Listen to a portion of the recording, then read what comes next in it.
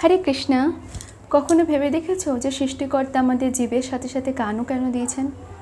সবাই হয়তো বলবে যাতে আমরা কথা বলার সাথে সাথে কথা শুনতেও পারি। একদম ঠিক কথা, কিন্তু এর আর একটা তাৎপর্য আছে।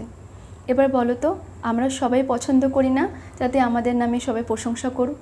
অর্থাৎ আমরা প্রশংসা শুনতে পছন্দ করি।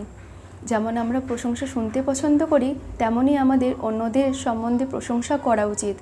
তুমি যদি কাউকে প্রশংসা করো না, তাহলে তার উৎসাহ বাড়বে।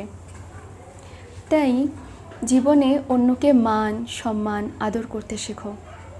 আর তুমি একবার নিজের দিকে প্রশ্ন করে দেখবে, নিজের সম্বন্ধে একবার ভেবে দেখবে। তুমি যত অন্যকে প্রশংসা করবে না, তত তুমি নিজেও মনে প্রশংসা পাবে, নিজেও মনে প্রসন্ন হবে তুমি।